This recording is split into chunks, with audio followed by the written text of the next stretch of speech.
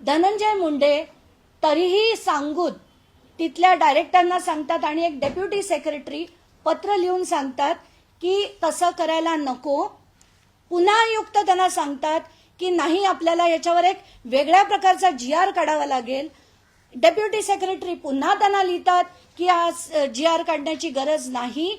मुख्यमंत्र्यांनी यांना परवानगी दिली आहे. म्हणजे काय झालं बघा, सुरुवात होते 12 तारखेला, 15ला ऑब्जेक्शन येते, पण 16ला मुख्यमंत्री ज्यांच्याकडे खरं जे मी म्हटलं अथॉरिटीच नाहीये ते मुख्यमंत्री त्याला परवानगी देतात. आता त्यांना या सगळ्या गोष्टी माहिती नसतील. रात्रीच्या रात्री धनंजय मुंडे गेले अजित पवारांकडे, त्याच्यावर अजित पवारांची सही, नंतर ते गेले मुख्यमंत्र्यांकडे, अजित पवारांनी जर सही केली असेल म्हणून मुख्यमंत्र्यांनी पण सही केली आणि ते देऊन टाकण्यात आले. तेव्हाचे मुख्यमंत्री शिंदे होते आणि त्याच्यानंतर ही स्कीम राबवण्यात आली.